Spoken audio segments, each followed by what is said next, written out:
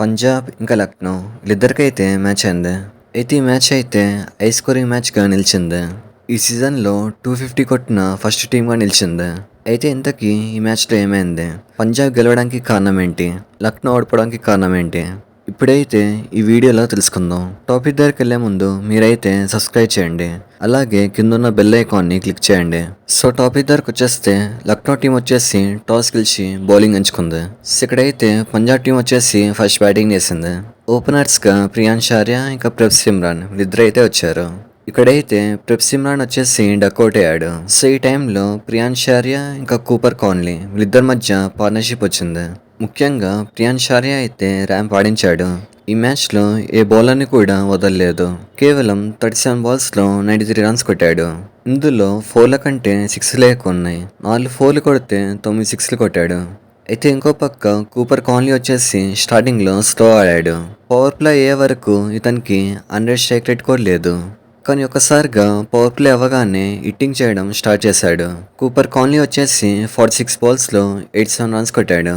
ఇందులో 8 6లు ఉన్నాయి. సో ఫైనల్గా అయితే వీళ్ళిద్దరూ అవుట్ అయిపోయారు. వీళ్ళిద్దరు అయితే వాళ్ళ సెంచరీస్ని మిస్ చేసుకున్నారు. తర్వాత స్టాయినిస్ ఇంకా శశాంక్ సింగ్ వీళ్ళిద్దరైతే ఎంతో కొంచెం కొట్టారు. సో ఫైనల్గా స్కోర్ అయితే 254 వెళ్ళింది. ఈ ఐపీఎల్లో ఇదే హైయెస్ట్ స్కోర్ అని చెప్పాలి. చాలామంది హైయెస్ట్ స్కోర్ని ఎస్ఆర్హెచ్ కొడుతుందేమో అనుకున్నారు, కానీ చివరికి పంజాబ్ కొట్టింది. ఇంకా లక్నో బౌలింగ్లో అయితే ప్రిన్స్ యాదవ్ అయితే చాలా బాగా వేశాడు. కేవలం 4 ఓవర్స్లో 25 రన్స్ ఇచ్చి 2 వికెట్స్ ఇచ్చాడు.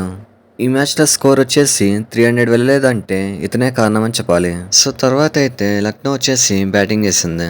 వీళ్ళ సైడ్ కూడా ఓపెనింగ్ అనేది బాగానే వచ్చింది. ఈ మ్యాచ్లో సర్ప్రైజింగ్గా ఆయుష్ బౌడోని అయితే ఓపెనింగ్ చేశాడు.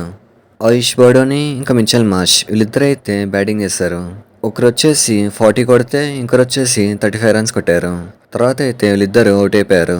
ఈ టైంలో రిషబ్ పంత్ వచ్చేసి టీంని ఆదుకున్నాడు. కేవలం 23 బాల్స్లో 43 రన్స్ కొట్టాడు.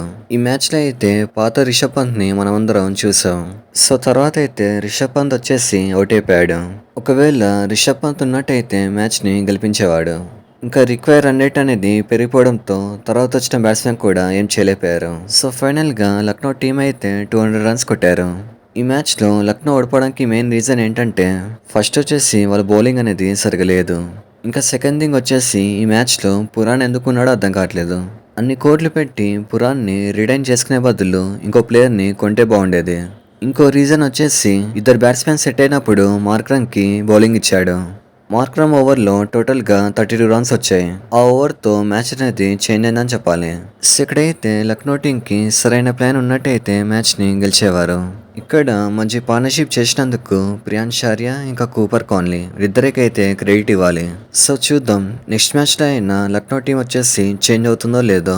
సో ఫైనల్గా పాత రిషబ్ పంత్ని మనమందరం ఈ మ్యాచ్లో చూసాం. ఈ మ్యాచ్ వచ్చేసి పంజాబ్ టీంకి 5th విన్ అని చెప్పాలి. ఈ ఐపీఎల్లో ఒక మ్యాచ్ కూడా పంజాబ్ టీం వచ్చేసి ఓడిపోలేదు. సో ఇది మ్యాటర్. చూసారు కదా వీడియో. ఇలాంటి మరిన్ని వీడియోస్ కోసం లైక్, షేర్, సబ్స్క్రైబ్ చేయండి. Thank you.